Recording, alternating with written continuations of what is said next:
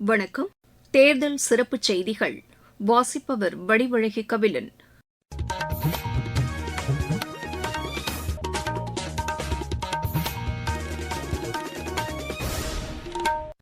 தலைப்புச் செய்திகள். அசாம், கேரளம் மற்றும் புதுச்சேரியில் சட்டப்பேரவை தேர்தலை பார்வையிட்ட 22 நாடுகளைச் சேர்ந்த சர்வதேச பிரதிநிதிகள் இந்திய தேர்தல் நடைமுறைகளை பாராட்டியுள்ளனர். தமிழகத்தில் வளர்ச்சித் திட்டங்களை தொடர்ந்து செயல்படுத்த தங்கள் கூட்டணிக்கு வாக்களிக்குமாறு திமுக தலைவர் திரு மு க ஸ்டாலின் கேட்டுக் கொண்டுள்ளார். காவிரி நதிநீர் பிரச்சினைக்கு தீர்வு காண திமுக அக்கறை செலுத்தவில்லை என்று அஇஅதிமுக பொதுச் செயலாளர் திரு எடப்பாடி பழனிசாமி குற்றம் சாட்டியுள்ளார். பணத்திற்காக வாக்கை வீணாக்காமல் மக்களுக்காக பாடுபடும் தமது கட்சிக்கு வாக்களிக்குமாறு நாம் தமிழர் கட்சியின் தலைமை ஒருங்கிணைப்பாளர் திரு சீமான் வலியுறுத்தியுள்ளார். தமிழகத்தில் 100% வாக்குப்பதிவை வலியுறுத்தி மாநிலம் முழுவதும் பல்வேறு நிகழ்ச்சிகள் நடைபெற்று வருகின்றன. இனி விரிவான செய்திகள். அசாம், கேரளம் மற்றும் புதுச்சேரியில் சட்டப்பேரவை தேர்தலை பார்வையிட்ட 22 நாடுகளின் 38 பிரதிநிதிகள் இந்திய தேர்தல் நடைமுறைகளை பாராட்டியுள்ளனர்.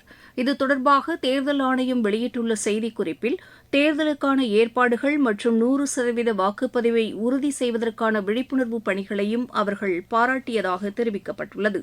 தேர்தல் நடைமுறைகளை பார்வையிட தங்களுக்கு அளிக்கப்பட்ட வாய்ப்பிற்கு மகிழ்ச்சி தெரிவித்துள்ள சர்வதேச குழுவினர், வெளிப்படையாகவும் சுதந்திரமாகவும் வாக்குப்பதிவு நடைபெற நடவடிக்கைகள் மேற்கொள்ளப்பட்டதையும் அவர்கள் பாராட்டியதாக அதில் கூறப்பட்டுள்ளது.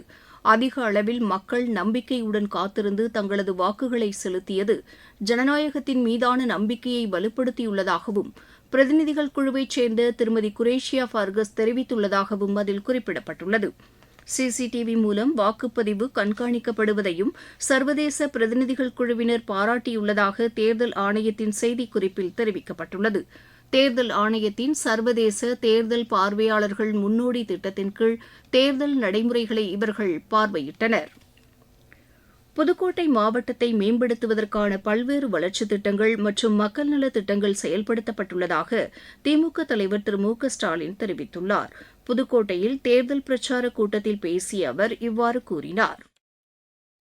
புதுக்கோட்டை மாவட்டத்தை புத்தம்புது கோட்டையா உருவாக்கக்கூடிய நோக்கத்தோட செய்யப்பட்டிருக்கக்கூடிய திட்டங்கள் சிலவற்றை திருமயத்துல அரசு மருத்துவமனை, ஆலங்குடியில நெல் கொள்முதல் நிலையம், புதுக்கோட்டை மருத்துவக் கல்லூரி பக்கத்துல பல் மருத்துவக் கல்லூரி, புதுக்கோட்டை ராஜகோபால தொண்டமான் அவர்களுக்கு மணிமண்டபம், புதுக்கோட்டை அண்ணா சிலையிலிருந்து அறந்தாங்கி செல்லும் சாலையில கீரனூர் வர 40 கோடி மதிப்பீட்டுல சாலைகள், 344 அரசு பள்ளிகள்ல ஆய்வகங்கள், தேவஸ்தானம் கட்டுப்பாட்டில் இருக்கக்கூடிய 33 திருக்கோயில்கள திருப்பணிகள் செய்யப்பட்டிருக்கு.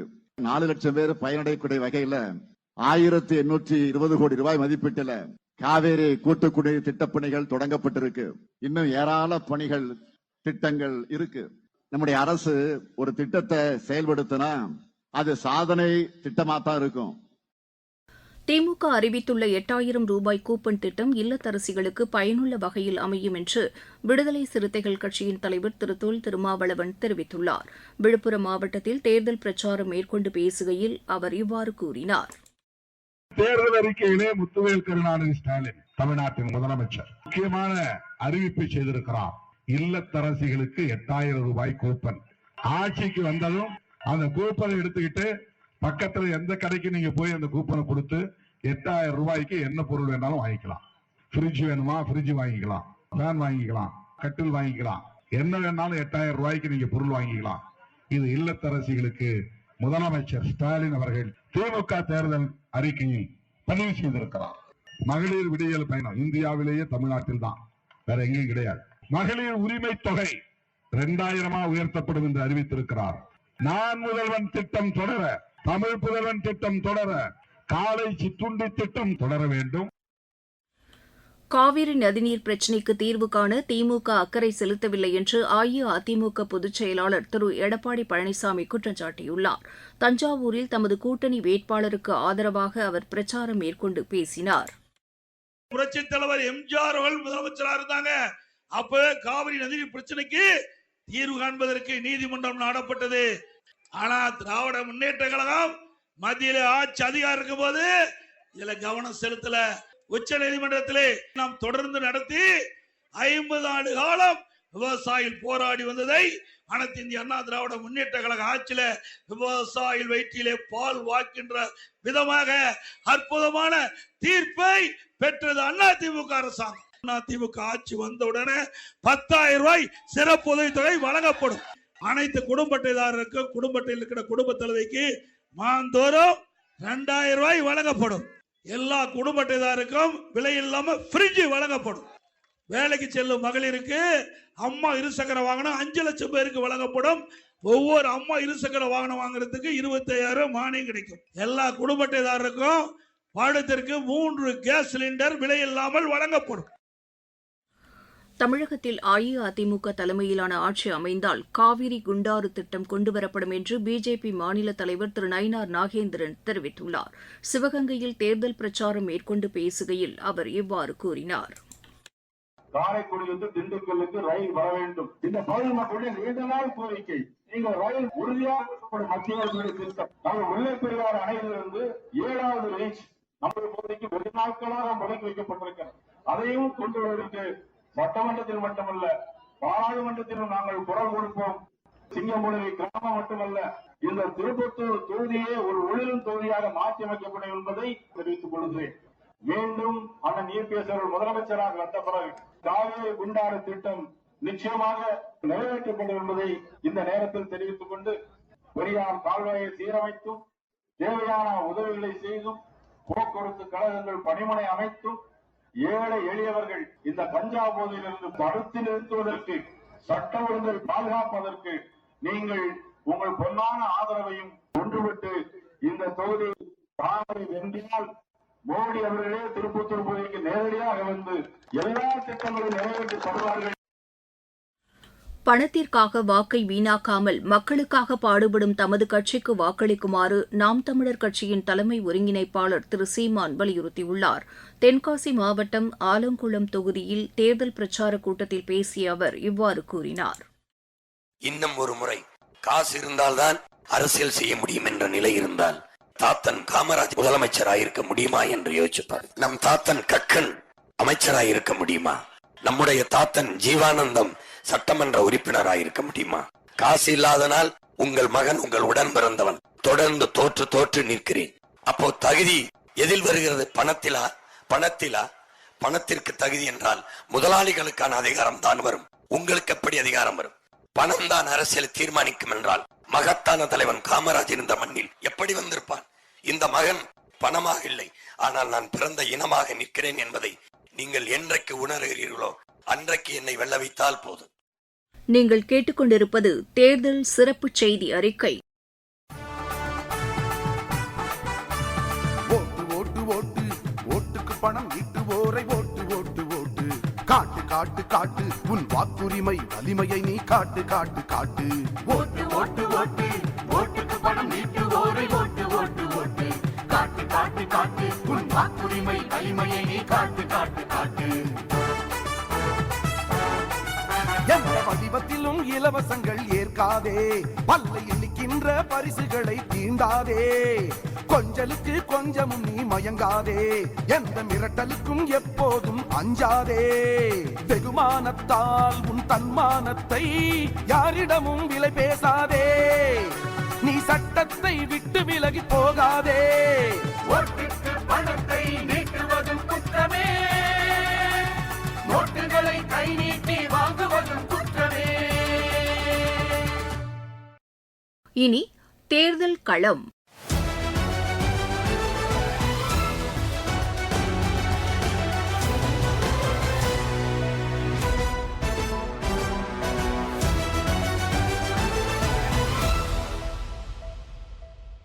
தமிழக சட்டப்பேரவைத் தேர்தலையொட்டி தொகுதி வாரியாக எமது செய்தியாளர் வழங்கும் இந்த தொகுப்பில் இன்று இடம்பெறுகிறது ராணிப்பேட்டை மாவட்டத்திற்கு உட்பட்ட தொகுதிகள்.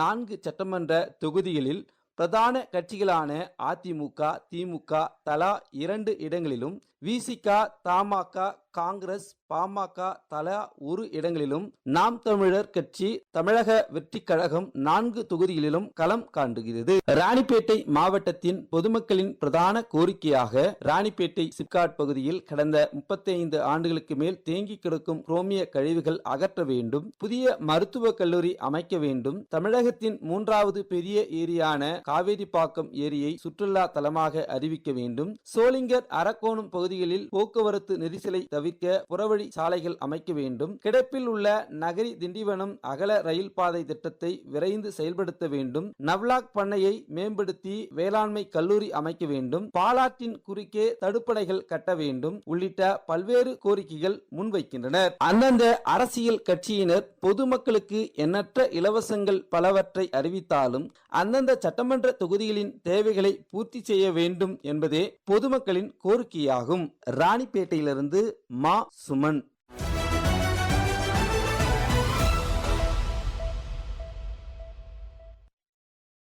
தூத்துக்குடி மாவட்டத்தில் பொதுமக்கள் சுதந்திரமாகவும் நியாயமாகவும் அமைதியான முறையிலும் வாக்களிக்க தேவையான அனைத்து ஏற்பாடுகளையும் அந்தந்த நிலையில் உள்ள தேர்தல் பணி அலுவலர்கள் மேற்கொள்ள வேண்டும் என்று இம்மாவட்டத்திற்கான சிறப்பு தேர்தல் பார்வையாளர் திரு பிரதாப் சிங் அறிவுறுத்தியுள்ளார். தூத்துக்குடியில் இன்று மாவட்ட ஆட்சியர் திரு விஷ்ணு மகாஜன் மற்றும் தேர்தல் அலுவலர்களுடன் ஆய்வு மேற்கொண்ட அவர் ஆவணங்களின்றி கொண்டுவரப்பட்ட பணம் மற்றும் பரிசுப் பொருட்கள் பறிமுதல் செய்யப்பட்டது குறித்தும் கேட்டறிந்தார். தமிழகத்தில் 100% வாக்குப்பதிவை வலியுறுத்தி மாநிலம் முழுவதும் பல்வேறு நிகழ்ச்சிகள் நடைபெற்று வருகின்றன. சென்னை மாவட்டத்தில் 100% வாக்குப்பதிவை வலியுறுத்தும் வகையில் 4 இடங்களில் தேர்தல் விழிப்புணர்வு வாசகங்களுடன் கூடிய ராட்சத பலூன்கள் பறக்கவிடப்பட்டுள்ளன. தேர்தல் திருவிழா, தமிழ்நாட்டின் பெருவிழா, 100% வாக்களிப்போம் வாருங்கள் போன்ற விழிப்புணர்வு வாசகங்களுடன் சென்னை மாநகராட்சி ரிப்பன் கட்டிடம், எழிலகம், அண்ணா சாலை, கோயம்பேடு மேம்பாலம் ஆகிய இடங்களில் ராட்சத பலூன்கள் பறக்கவிடப்பட்டுள்ளன. சென்னையில் உள்ள 16 சட்டப்பேரவை தொகுதிகளிலும் வாக்களிக்க வேண்டியதன் அவசியத்தை வலியுறுத்தி பல்வேறு தேர்தல் விழிப்புணர்வு நிகழ்ச்சிகள் நடத்தப்பட்டு வருகின்றன. சைதாப்பேட்டை, கிண்டி, துறைமுகம், பாரிமுனை உள்ளிட்ட பல்வேறு இடங்களில் நாட்டுப்புற கலைஞர்கள் விழிப்புணர்வு பதாகைகளை ஏந்தி 100% வாக்களிப்பை வலியுறுத்தி மக்களிடையே விழிப்புணர்வை ஏற்படுத்தினர். நாமக்கலில் நாட்டுப்புற நடனத்துடன் தேர்தல் விழிப்புணர்வு பிரச்சாரம் மேற்கொள்ளப்பட்டது. கோவை மாவட்டம் பொள்ளாச்சியில் பொதுமக்கள் அச்சமின்றி வாக்களிப்பதை உறுதி செய்யும் வகையில் காவல்துறையினரின் கொடி அணிவகுப்பு பேரணி நடைபெற்றது. இதில் 500க்கும் மேற்பட்ட காவல்துறையினர் பங்கேற்றனர். திருவள்ளூர் மாவட்டத்தில் சட்டப்பேரவை தேர்தலின் போது மாற்றுத்திறனாளிகள் சிரமமின்றி வாக்களிப்பதற்கு தேவையான வசதிகள் செய்து தரப்பட்டுள்ளதாக மாவட்ட தேர்தல் அலுவலர் திரு பிரதாப் தெரிவித்துள்ளார். திருவள்ளூரில் செய்தியாளர்களிடம் பேசிய அவர், மாற்றுத்திறனாளிகள் வாக்குச்சாவடிக்கு தங்களது வாக்குகளை செலுத்த வருவதற்கு முன்னதாக தேர்தல் ஆணையத்தின் சக்ஷம் செயலி மூலம் விண்ணப்பித்தால் வாக்களிக்க வருவதற்கும் வாக்களித்த பின் வீட்டுக்கு செல்வதற்கும் போக்குவரத்து வசதி செய்து தரப்படும் என்று கூறினார். வாக்குச்சாவடிகளில் அவர்களுக்காக சக்கர நாற்காலிகளும் வைக்கப்படும் என்றும் அவர் தெரிவித்தார். காது கேளாத மற்றும் வாய்ப்பேச இயலாத மாற்றுத்திறனாளிகள் எளிதாக வாக்குப்பதிவு செய்யவும் வசதி செய்து தரப்படும் என்றும் அவர் கூறினார். 85 வயதுக்கும் மேற்பட்டோர் மற்றும் அதிக அளவில் பாதிக்கப்பட்ட மாற்றுத்திறனாளிகளின் வீடுகளுக்கே சென்று தேர்தல் நடத்தும் அலுவலர்கள் உதவியுடன் வாக்குப்பதிவு செய்வதற்கு சிறப்பு ஏற்பாடு செய்து தரப்படும் என்றும் திரு பிரதாப் தெரிவித்தார். வாக்காளர் அடையாள அட்டை இல்லாதவர்கள் தேர்தல் ஆணையத்தால் அறிவிக்கப்பட்டுள்ள மாற்று ஆவணங்களை பயன்படுத்தி வாக்களிக்கலாம் என்று தேர்தல் ஆணையம் கூறியுள்ளது. ஆதார் அட்டை, பான் அட்டை, பாஸ்போர்ட், ஓட்டுநர் உரிமம், வங்கி சேமிப்பு கணக்கு புத்தகம், அரசு மற்றும் பொதுத்துறை நிறுவனங்களின் அடையாள அட்டை, ஓய்வூதிய ஆவணங்கள், 100 நாள் வேலைவாய்ப்பு திட்ட அட்டை, தொழிலாளர் நலத்துறை வழங்கிய காப்பீட்டுத் திட்டத்திற்கான அட்டை போன்றவற்றை பயன்படுத்தி வாக்களிக்கலாம் என்று தேர்தல் ஆணையத்தின் செய்திக்குறிப்பில் தெரிவிக்கப்பட்டுள்ளது.